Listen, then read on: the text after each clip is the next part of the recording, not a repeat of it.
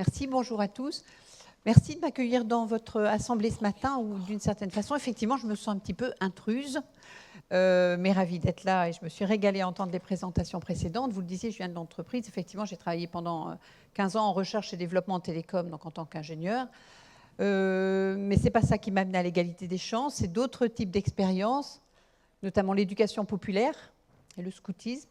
Fait quoi, beaucoup de choses dont on a entendu parler ce matin et dont je vais reparler parce que c'est ce sur quoi on s'appuie. L'exigence bienveillante, une des premières phrases entendues en arrivant ici, mais aussi inscrite en cahier des charges quand j'ai pris ces fonctions à l'ESSEC, et d'autres éléments, confiance et autres. Et une troisième dimension qui me fait dire que je me sens un petit peu intruse, c'est que c'est aussi la vie locale et le fait d'avoir, par le fruit des rencontres, été adjointe au maire en charge de la politique de la ville, qui m'a conduit à m'intéresser aux enjeux d'éducation et notamment à la réussite des jeunes de milieux populaires, des jeunes des quartiers en politique de la ville en particulier. Alors, voilà, j'ai envie de vous parler d'égalité des chances sur la base de plein d'éléments qui ont été entendus ce matin, mais peut-être en commençant par dire deux mots sur ce qu'est l'ESSEC. Bon, d'abord, je rappelle, et j'aime bien le dire, que l'ESSEC est une association de loi de 1901, parce que souvent on imagine l'ESSEC...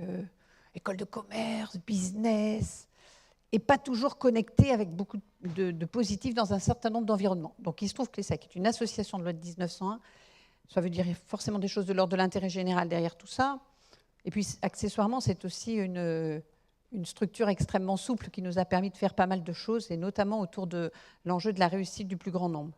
Concrètement, ce dont je vais vous parler quand on parle d'égalité des chances, c'est de 12 ans d'expérience, on va dire, que notre école a mené sur ce sujet-là, dans l'objectif de regarder justement ce qui peut être mis en place, et on est vraiment dans une logique de praticien, d'expérimentation, on va dire, pour faciliter l'accès à l'enseignement supérieur au plus grand nombre, et en particulier, effectivement, l'accès aux fameuses grandes écoles, mais de la même façon, l'accès aux masters universitaires et autres. Concrètement, actuellement, on a 400 jeunes à peu près accompagnés dans les différents programmes dits d'égalité des chances. Et je définirai l'égalité des chances telle qu'on la vit, on va dire, un petit peu plus tard. 400 jeunes correspondant notamment à 3 types de populations. Donc des jeunes de milieux populaires, et on avait vu précédemment, et on y revient dans un instant, que l'environnement social du jeune conditionne beaucoup son devenir, sa réussite, son ambition, etc. Donc c'est notre premier public, des jeunes dits de milieux populaires. Deuxième public sont des jeunes en situation de handicap, désormais scolarisés pour bon nombre d'entre eux en milieu ordinaire, justement. Donc là aussi, le moins que l'on puisse dire, c'est que la probabilité pour qu'ils aient les mêmes parcours d'études que d'autres, voilà, n'est pas la même, évidemment. Et le troisième public, ce sont des jeunes qui ont quitté le système scolaire sans diplôme, donc les fameux décrocheurs. Et pourquoi je rappelle ces 3 choses-là? Parce qu'en observant ces 3 types de populations, finalement, je pense qu'on a une vision assez large des éléments de contexte et des parcours, on va dire, des jeunes. Et pour chacun d'entre eux, on a eu à cœur de montrer qu'il n'y avait pas de fatalité, et que sur la base de l'identification des points qui clochent, il y a toujours une façon de remettre finalement des jeunes en route, soit vers plus d'ambition, soit vers une rescolarisation, soit voilà, vers d'autres façons finalement de réussir. On a aujourd'hui 1250 anciens qui sont passés par l'un ou l'autre de nos programmes d'égalité des chances, qui se sont depuis quelques mois constitués en association. Ils se sont appelés l'association Ahmed et Adel, la Fabrique à Talents, c'est eux. Pourquoi je dis ça? C'est que tout à l'heure, on a parlé d'études longitudinales. En fait, on est encore en contact avec 92% de l'ensemble des anciens qui ont cheminé avec nous un certain temps. Alors, la première raison, c'est parce qu'il y a un côté grande famille, et on voit bien les limites parfois aussi, d'ailleurs, de ces relations-là. Hein. Mais c'est surtout qu'ils ont eu d'eux-mêmes, d'une certaine façon, alors d'abord envie de rester en contact parce qu'ils avaient encore peut-être besoin d'un certain nombre d'éléments, on va parler de réseau par exemple, mais aussi l'envie de renvoyer l'ascenseur. Et aujourd'hui, clairement, cette association, c'est un booster pour les nouveaux dispositifs que l'on va mettre en œuvre prochainement.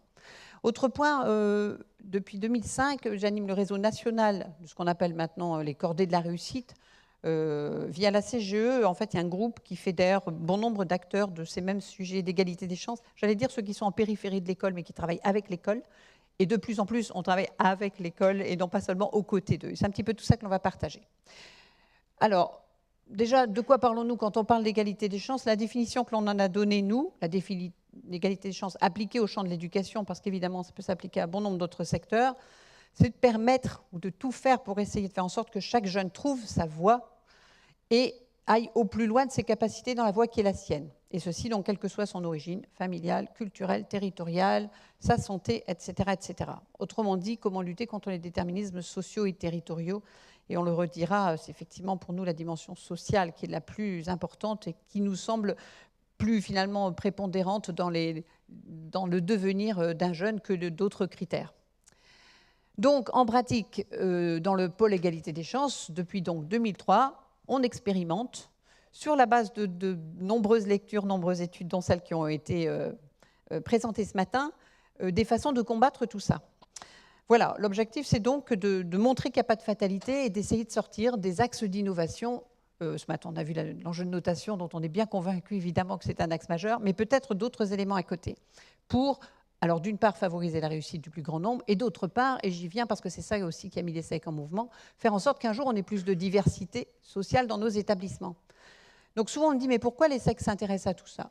Je présente cette slide parce que, quelque part, c'est celle qui nous a fait mettre en route il y a une dizaine d'années, qui est toujours vraie, et qui nous a fait dire, quand en 2002-2003, on nous reprochait, nous grandes écoles, mais à entendre là encore au sens formation longue de l'enseignement supérieur, de ne pas avoir la même diversité dans nos amphis que celle de la société.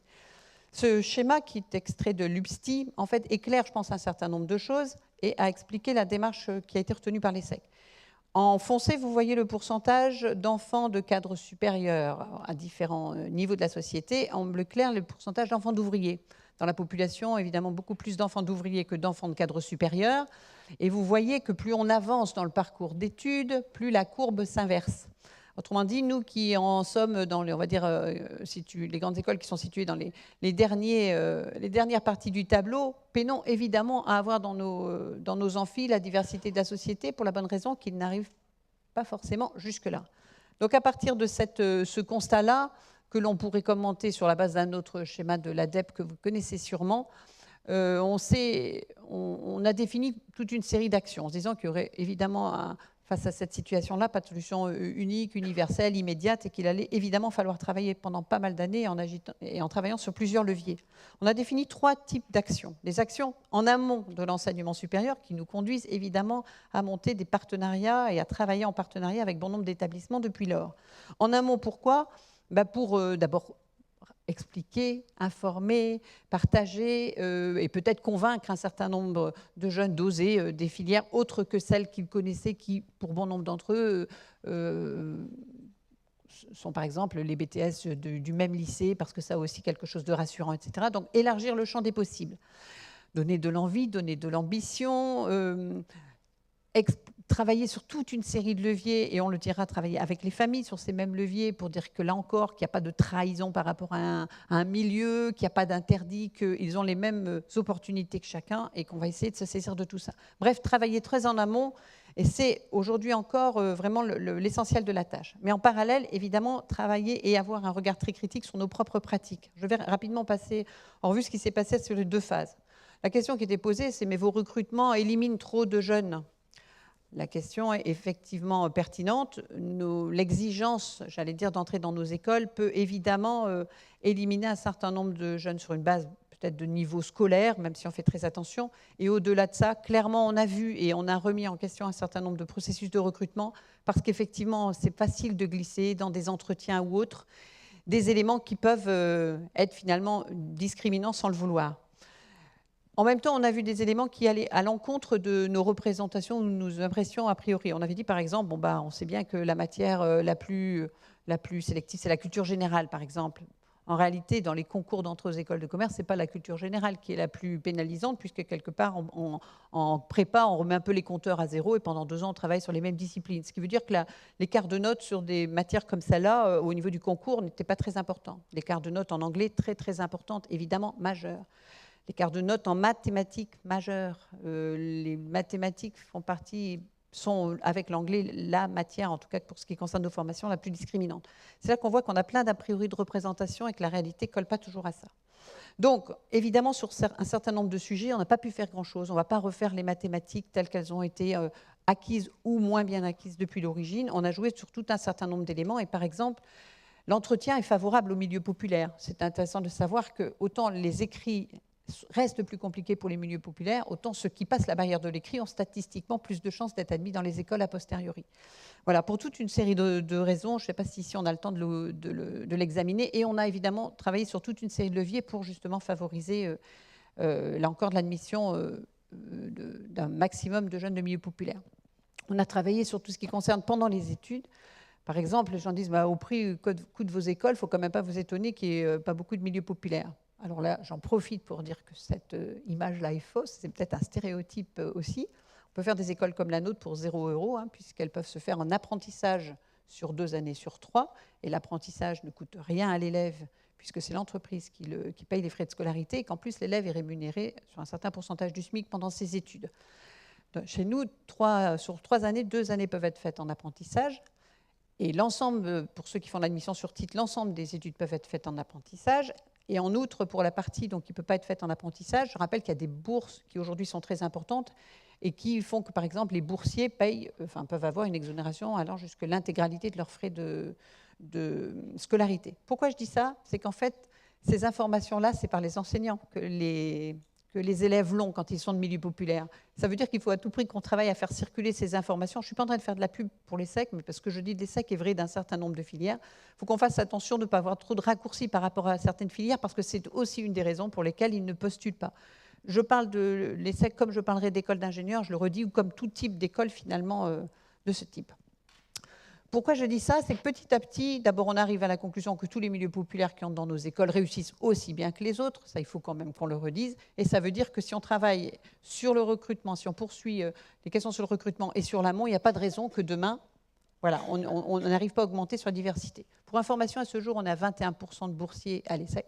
On peut encore faire évidemment mieux, et on s'y attelle, et on y arrivera d'autant mieux qu'on aura plus de candidats à nos formations issus de milieux populaires. Je reviens maintenant sur l'amont, puisque c'est là qu'il se passe beaucoup de choses. Donc, dès 2002, on s'est dit qu'il faut qu'on travaille avec les lycées pour finalement, justement, augmenter le vivier de candidats. Quand on a regardé les leviers sur lesquels agir, il y a un levier sur lequel on a dit qu'on n'irait pas, c'est le levier du scolaire. Et pourtant, il faut y aller, évidemment, mais là, on a dit c'est en travaillant avec les enseignants que petit à petit, les milieux populaires auront les mêmes résultats que les autres. Je renvoie à tout ce qu'on a entendu précédemment. Mais ce qu'il faut aussi bien avoir à l'esprit, c'est que le scolaire ne fait pas tout et qu'avec les mêmes résultats scolaires, l'ambition est encore dictée par les origines. Enfin, dictée, ou souvent commanditée par les origines. Il faut donc agir sur tout le reste. On l'a dit tout à l'heure, c'est l'information. Le champ des possibles est énorme dans notre société, dans l'enseignement supérieur. Les passerelles sont extrêmement nombreuses et le sont de plus en plus. Et ça c'est à la fois un avantage et un inconvénient. L'avantage, c'est que le champ des possibles est immense et que ceux qui ont le permis de conduire, et notamment les CSP+, et les enfants et les enseignants, j'allais dire, ce sont quand même des catégories socio-professionnelles dont les enfants les parcours les plus brillants, on va dire, eh bien, arrivent très bien à slalomer dans ces passerelles-là, et c'est évidemment beaucoup plus compliqué pour les milieux populaires. Donc à la fois, c'est une richesse, parce que ça crée des occasions de rebondir, et ça permet de coller au plus proche, j'allais dire, de la réalité d'un jeune, de ses envies, de sa maturité à un instant donné, mais c'est évidemment très complexe, d'où le besoin évidemment d'améliorer l'information. L'information sur les filières, c'est aussi, on l'a dit tout à l'heure, les enjeux de matériel. Bon, là encore, je pense qu'il faut vraiment qu'on travaille ensemble entre secondaire et supérieur pour fluidifier l'information et la rendre possible.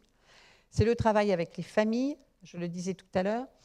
Souvent, on entend dans nos lycées partenaires disent souvent qu'ils ont du mal à voir les parents des enfants justement des quartiers, des enfants de milieu populaire. Moi, je veux dire, on rencontre 2 fois par an les parents qui sont accompagnés, les parents des lycéens accompagnés dans nos programmes et des collégiens, 4e à terminale. On les rencontre 2 fois par an et on a globalement 80-85% de présence des parents. Ce qui veut dire que c'est un levier, là encore, dont évidemment on ne peut se passer, mais qui nécessite effectivement, j'allais dire, des approches particulières. Alors, on pourrait échanger longuement là-dessus. L'aspect culturel est absolument fondamental. 75% des jeunes que nous accompagnons ne parlent pas le français à la maison.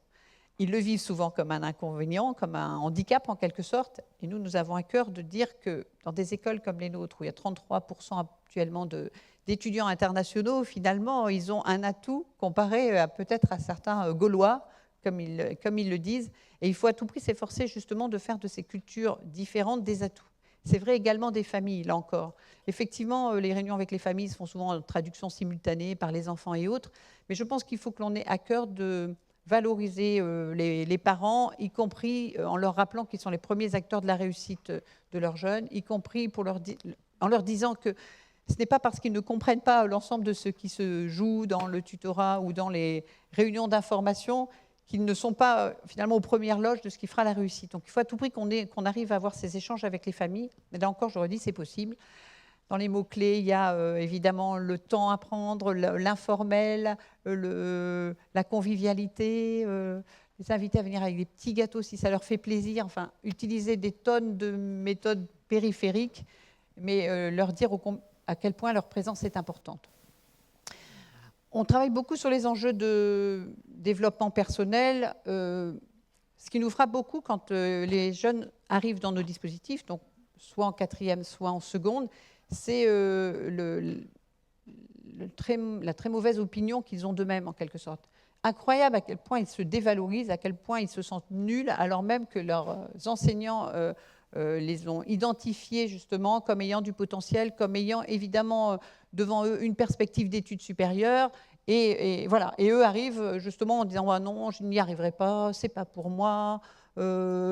Mes parents ne comprendront pas. Je vous parlais tout à l'heure du sentiment de trahison. Hein. C'est quelque chose qui revient en boucle et sur lequel il faut vraiment en permanence revenir, savoir d'où tu viens pour savoir où tu vas. On ne te demande pas de choisir entre les deux, on veut seulement te dire que les deux sont possibles, etc. etc. Donc travailler sur le développement personnel, on n'est pas dans du disciplinaire et pourtant on voit bien que ces dimensions-là sont essentielles. Donc travailler la confiance en soi, travailler l'estime de soi. Le théâtre est quelque chose d'important. Travailler la culture générale, mais au sens de aucun lieu ne vous est interdit. Prenez plaisir à voir autre chose finalement que l'école ou que ce que vous apprenez dans le cadre scolaire. Les musées ne sont pas le privilège de ceux qui ont de l'argent, mais vous y êtes tout aussi bienvenus et vous allez petit à petit prendre autant de plaisir que les autres. Enfin, on travaille sur toutes ces dimensions-là. Le sentiment qu'ils ont, c'est finalement de ne pas avoir les mêmes droits finalement d'une certaine façon que les autres. Voilà, on s'attelle beaucoup à tout ça. Voilà, pour passer donc, un petit peu plus loin, ça je pense l'avoir déjà dit. Donc les leviers sur lesquels on agit, je vous l'ai dit, développer des compétences complémentaires, compétences sur soi, se connaître, identifier ses points forts pour pouvoir capitaliser dessus plutôt que de les laisser avec le focus qu'ils ont éternellement sur tout ce qui leur manque et tout ce en quoi ils se sentent moins bien que les autres. Alors, les faire rêver, même si ce mot de rêve crée beaucoup de polémiques et parfois on nous accuse de tricher avec eux quand on les invite à rêver à des champs où finalement, statistiquement, ils ont peu de chances d'y arriver. Moi, je continue de penser qu'on a besoin de faire rêver, de commencer par donner des envies loin et petit à petit de construire plutôt que de rester sur des considérations au pied de chez eux, j'allais dire. Voilà, développer des compétences, on a beaucoup parlé de compétences. Nous, on croit beaucoup à la nécessité justement de les préparer non seulement à ce qui leur permettra d'avoir un job dans quelques années, mais aussi de ce qui leur permettra de travailler pendant 45 ans. Autrement dit, au-delà des études supérieures et du premier emploi, on travaille beaucoup avec eux sur des observations que l'on fait aussi à l'ESSEC, évidemment, et que les entreprises nous invitent à faire sur ce que seront les compétences de demain. Madame a abordé la question tout à l'heure. On sait que demain, 65% des métiers que les enfants de maternelle actuellement exerceront n'existent pas encore. Donc, ce qui leur permettra finalement d'avancer, de trouver leur place, c'est la créativité, c'est le fait de travailler en équipe, c'est l'audace, c'est l'envie d'entreprendre, c'est la capacité à communiquer. Donc, on travaille beaucoup sur tous ces registres-là. Dont on pense qu'ils sont indispensables. Évidemment, il y a des enjeux d'orientation, mais je pense que tout ça est assez évident, donc permettre à chacun de se construire son projet personnel et professionnel. Et je reviens sur le dernier univers, c'est le décloisonnement.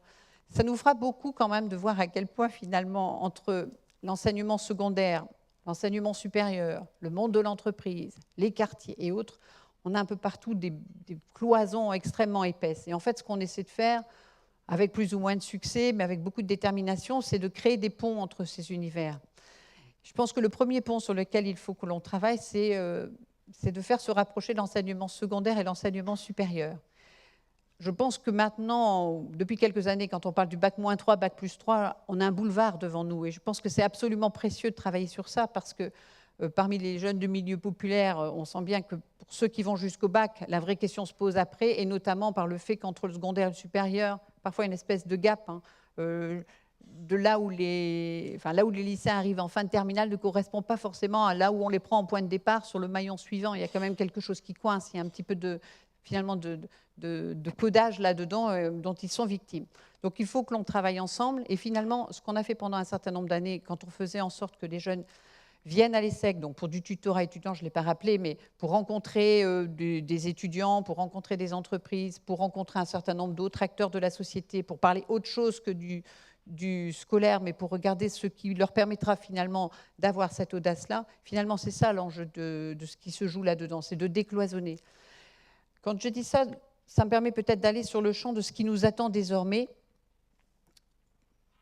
sur la base donc de ces parcours dont ils ont montré que finalement on pouvait rétablir l'égalité des chances. Je pense qu'aujourd'hui, on est à l'aube d'une nouvelle étape.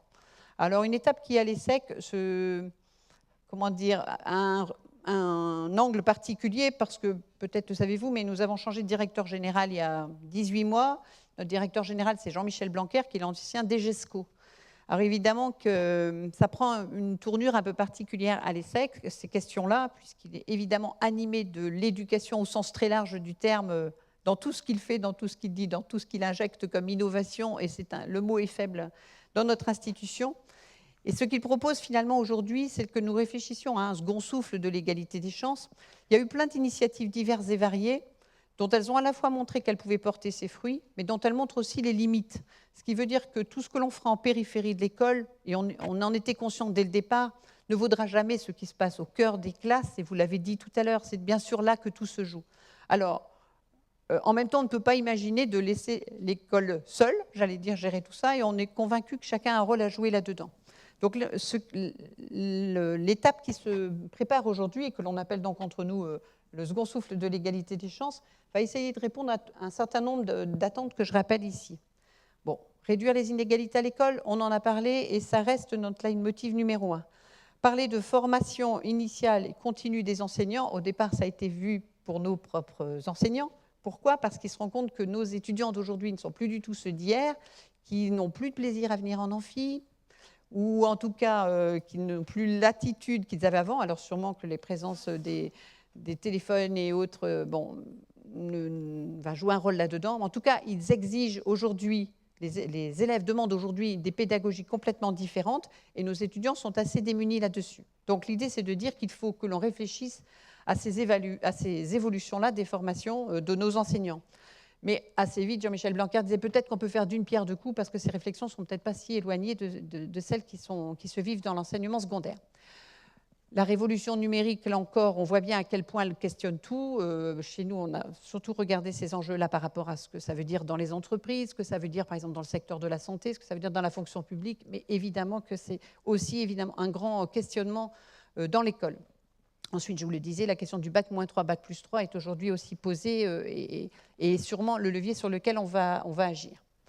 Donc très concrètement, ce que nous nous apprêtons à faire maintenant, c'est de monter un nouveau type de partenariat avec un certain nombre de lycées dans un premier temps, de collèges par la suite, une quinzaine a priori, et de nous appuyer à fond sur le numérique, on va parler de MOOC, on va parler de SPOC et autres, pour finalement réussir à faire entrer en quelque sorte au sein de la classe ce que nous avons pratiqué avec un certain nombre de jeunes à l'extérieur de la classe. Donc l'idée, c'est de réinvestir à travers un MOOC que l'on appellera quelque chose comme se préparer aux études supérieures, quelque chose de très très large, où on réinjectera finalement sur la base des témoignages des jeunes qui sont passés par là, parce que leur parole vaudra infiniment plus que la nôtre, mais ce qui finalement, dans leur vécu personnel, dans leur rencontre, a fait sauter finalement toute une série de verrous, ceux où ils se disaient c'est pas pour moi, ceux où ils se disaient non, il faut que je travaille finalement, que je travaille vite, ce qui leur a finalement permis d'avoir des études peut-être moins linéaires que les CSP+,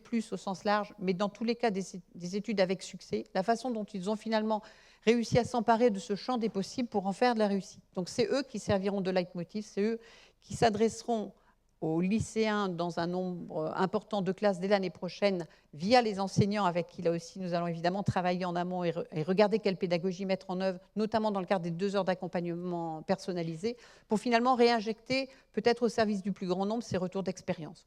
C'est l'aube donc, c'est l'étape que nous sommes en train de construire. Nous lançons ces partenariats à la rentrée prochaine. Je suis ravie de voir la façon dont finalement on arrive à travailler de mieux en mieux avec le secondaire. Parce qu'il y a 12 ans, c'était très compliqué, peut-être parce qu'on était des SEC, peut-être parce que je ne sais pas quoi.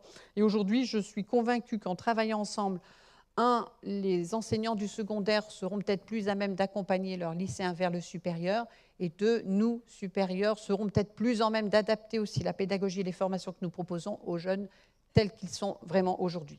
Donc ça, c'est la première étape. Et pour ce faire, nous lancerons aussi prochainement une chaire à l'ESSEC, une chaire qui s'appelle chaire Éducation, Innovation et Égalité des chances, pour mobiliser les outils de la recherche, justement, également au service de ces fonctions-là. Voilà, c'était ce que je voulais dire rapidement là-dessus. Merci.